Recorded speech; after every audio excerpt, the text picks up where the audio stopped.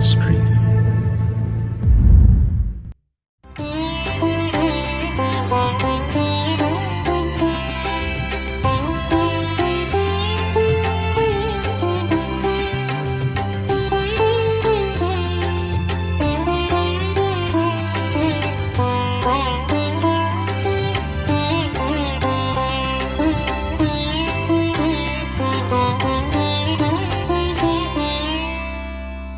கர்த்தருடைய பரிசுத்த நாமம் மகிமைப்படுவதாக.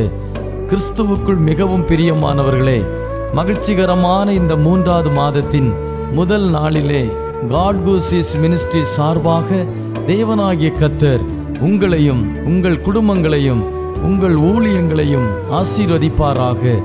தேவனாகிய கர்த்தர் இந்த மாதத்திலே உங்கள் முன்பாக சென்று எல்லா தடைகளையும் அகற்றுவார் என்று விசுவாசித்து அதை உறுதிப்படுத்துகிறேன். தேவனுடைய கிருபையும் சமாதானமும் பாதுகாப்பும் தயவும் உங்களோடு இருக்க வாழ்த்துகிறேன். இந்த மாதத்திலே தேவனாகிய கர்த்தர் நமக்கு முன்பாக சென்று சகல தடைகளையும் நீக்கி நாம் ஜெயம் கொள்ளும்படியாக, நாம் கர்த்தருக்குள் மகிழ்ந்திருக்கும்படியாக அவர் நமக்கு உதவி செய்வார். தொடர்ந்து தேவனுடைய நாமத்தை எல்லா சூழ்நிலைகளிலும் துதிக்கவும் ஸ்தோத்தரிக்கவும் உங்களை ஒப்பு கொடுங்கள். அவருடைய இரக்கம் பெரியது. தொடர்ந்து அவர் உங்களை நடத்த உண்மையுள்ளவராயிருக்கிறார்.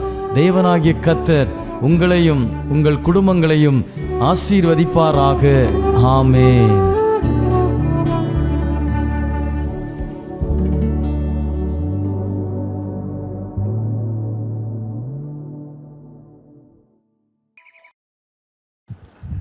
ஆண்டவரும் இரட்சகருமா இருக்கிற இயேசுவின் நாமத்தினாலே உங்கள் யாவரையும் வாழ்த்துகிறேன். இந்த நாளில் அந்த காணொளியின் மூலமாய் கர்த்தருடைய வார்த்தையை கேட்க தேவன் நமக்கு தந்திருக்கிற நல்ல கிருபைக்காய் ஆண்டவரை ஸ்தோத்திரிக்கிறேன். காரணமாயிருக்கிறதான அன்பு போதகர் தாமஸ் அவர்களுக்காக, இந்த காட் கூசிஸ் மினிஸ்ட்ரிக்காக தேவாதி தேவனை ஸ்தோத்திரிக்கிறேன். இந்த நாள் இந்த காலை வேளையிலே நம்முடைய தியானத்திற்காக எடுத்துக்கொண்டதான வசனம் யோவான் எழுதின சுவிசேஷம் 16வது அதிகாரம் அதன் 33வது வசனத்தின் கடைசி பகுதியை நான் உங்களுக்காக வாசிக்கிறேன். உலகத்தில் உங்களுக்கு உபத்திரவம் உண்டு, ஆனாலும் திடன் கொள்ளுங்கள், நான் உலகத்தை ஜெயித்தேன் என்றார். ஆமென். ஒன்று கூட வாசிக்கிறேன். என்னிடத்தில் உங்களுக்கு சமாதானம் உண்டாயிருக்கும் பொருட்டு இவைகளை உங்களுக்கு சொன்னேன். உலகத்தில் உங்களுக்கு உபத்திரவம் உண்டு, ஆனாலும் திடன் கொள்ளுங்கள், நான் உலகத்தை ஜெயித்தேன் என்று ஆண்டவராகிய இயேசு கிறிஸ்து தம்முடைய சீசர்களை பார்த்து அவர் சொல்லுகிறதை பார்க்கிறோம். அநேக உபத்திரவங்களின் வழியாகத்தான் நாம் பரலோக ராஜ்யத்தில் பிரவேசிக்க முடியும். அன்பான தேவனுடைய பிள்ளைகளே, சீசர்களோடு 3.5 ஆண்டுகள் ஆண்டவராகிய இயேசு கிறிஸ்து இருந்தார். ஊழியத்தில் அவர்களை பயிற்சி கொடுத்தார்.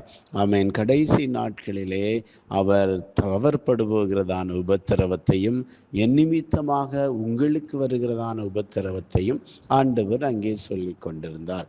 அப்படி சொல்லும் பொழுது அவர் சொல்லுகிறார், உலகத்தில் உங்களுக்கு உபத்திரவம் உண்டு, ஆனாலும் திடன் கொள்ளுங்கள், நான் உலகத்தை ஜெயித்தேன் என்றார். உலகத்தை ஜெயித்ததான இயேசு நம்மோடு கூட இருக்கிறபடினாலே உபத்திரவங்களை குறித்து நாம் பயப்பட வேண்டிய அவசியமே இல்லை.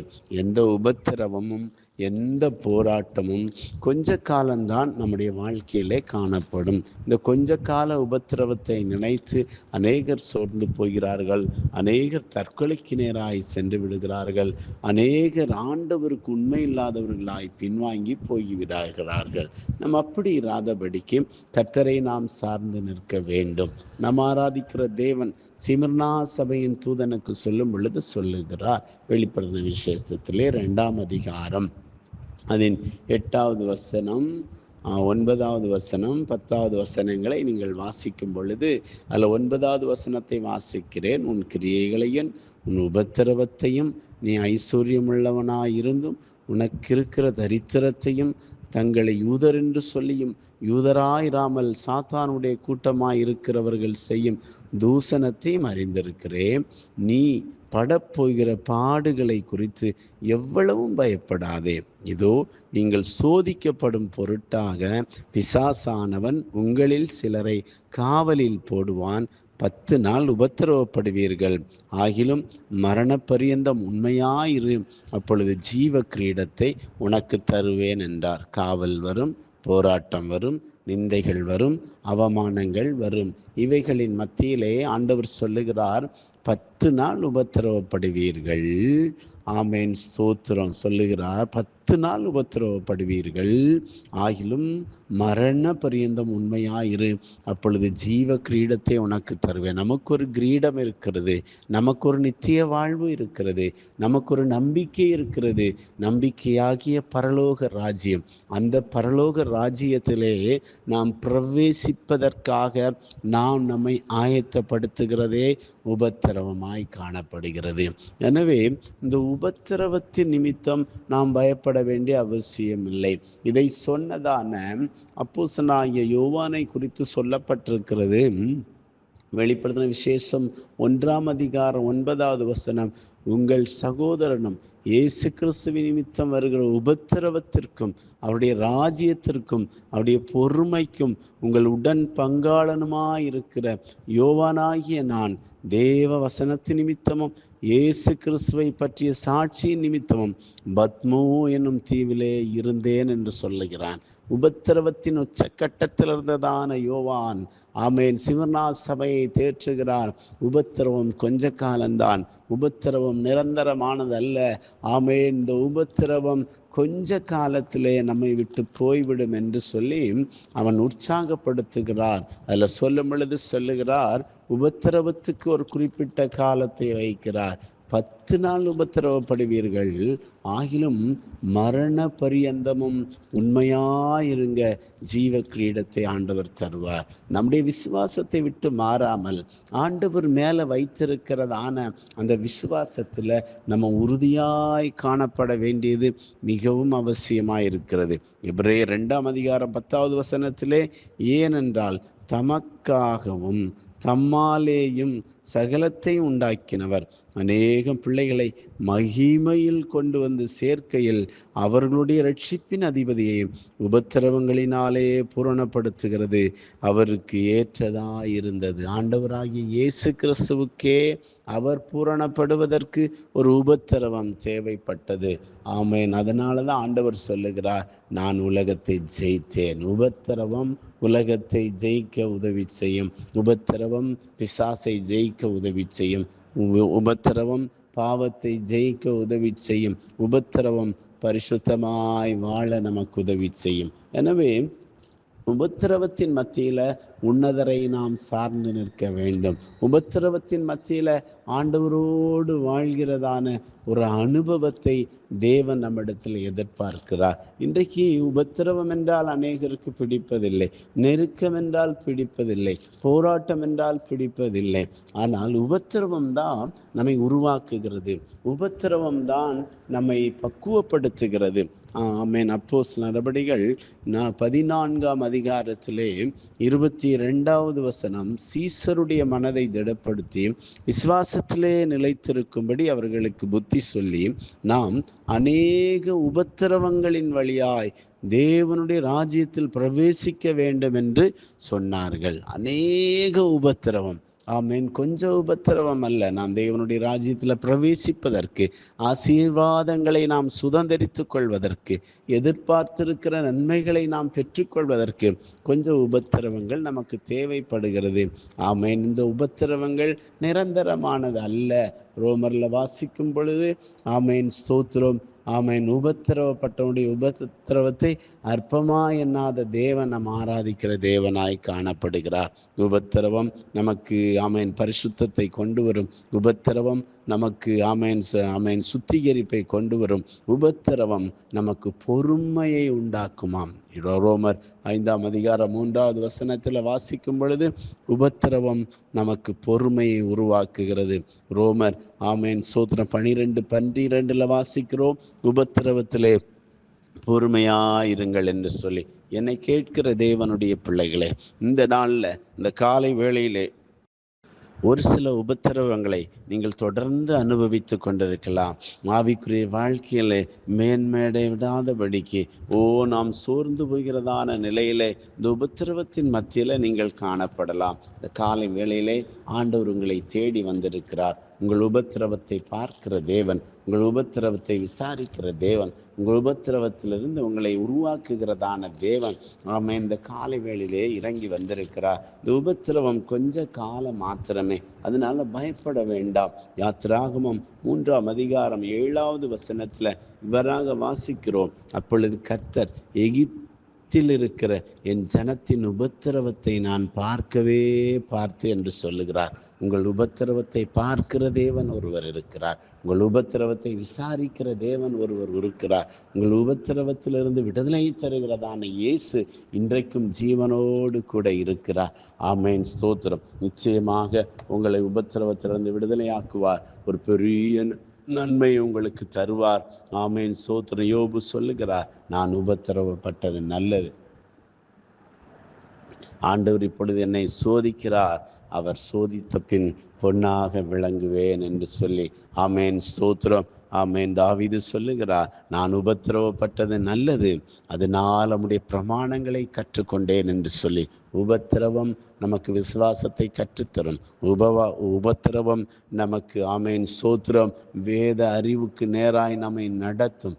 உபத்திரவம் நம்மை பரிசுத்தப்படுத்தும், நம்மை பக்குவப்படுத்தும். உபத்திரவத்தின் மத்தியிலே உன்னதமான தேவனுடைய வலதுகையை பிடித்து, ஆண்டவரே நீரே எங்களை நடத்தும் என்று சொல்லி அவருடைய பரிசுத்த கரத்தில் அடங்குங்க, ஒப்பு கொடுங்க. கர்த்தர் ஏற்ற காலத்திலே உங்களை உயர்த்தி தீவிரமாய் உங்களுக்கு வர வேண்டிய நன்மைகளையும் ஆசீர்வாதங்களையும் நிறைவாய் தந்து உங்களை ஆசீர்வதிப்பாராக. கர்த்தர் தாமே இந்த வார்த்தையின்படி கர்த்தர் உங்களை ஆசீர்வதிப்பாராக. நான் உங்களுக்காய் செபிக்கிறேன். எங்கள் சர்வ வல்லமுள்ள தேவனே, பரிசுத்தமுள்ள பிதாவே, இந்த நாளின் தகப்பனே, உலகத்திலே உபத்திரவம் உண்டு, திடன் கொள்ளுங்கள், நான் உலகத்தை ஜெயித்தேன் என்ற தேவன் வார்த்தை கேட்ட பிள்ளைகள் வாழ்க்கையில் இருக்கிறதான உபத்திரவங்களை மாற்றி ஒரு ஜெயத்தை தந்து ஒரு நன்மையை தந்து நடத்துங்க ஆண்டவரே. உபத்திரவத்தின் மத்தியிலே உன்னதரை சார்ந்து கொள்ளவும், உன்னதமான தேவனுடைய கரத்தை பற்றி நடக்கவும் பலன் தந்து அபிஷேகம் தந்து நடத்துங்க. தாழ்த்துகிறோம், ஒப்பு கொடுக்கிறோம். ஊழியங்களை எல்லாம் ஆசீர்வதிங்க. இயேசுவின் நாமத்தில் ஜெபிக்கிறோம் பிதாவே. ஆமேன், ஆமேன். கர்த்தர் தாமே உங்களை ஆசீர்வதிப்பாராக. God bless you.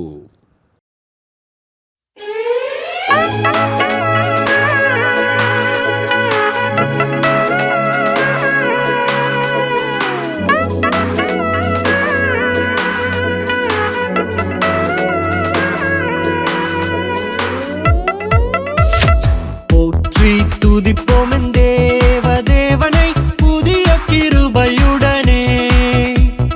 போற்றி துதிப்போம் தேவனை புதிய கிருபையுடனே. நேற்றும் இன்றும் என்றும் மாறா இயேசுவை நான் என்றும் பாடி துதிப்பேன். நேற்றும் இன்றும் என்றும் மாறா இயேசுவை நான் என்றும் பாடி துதிப்பேன்.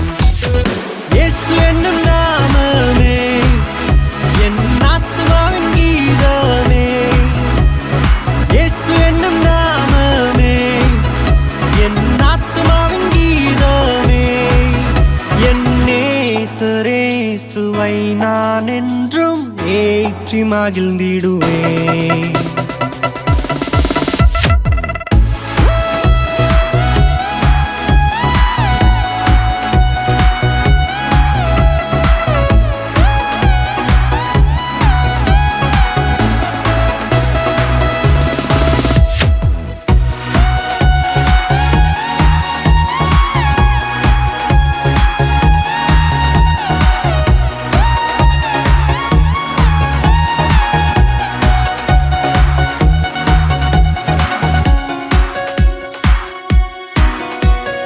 கடந்திட்ட நாட்களில் அவர் கரங்கள் கனிவுடன் நம்மை அரவணைத்தே. கடந்திட்ட நாட்களில் அவர் கரங்கள் கனிவுடன் நம்மை அரவணைத்தே. நம் கால்களை கண்மலையின் மேல், நம் கால்களை கண்மலையின் மேல் நிறுத்திய நீதம் நம்மை வழி நடத்தும். இயேசு என்னும்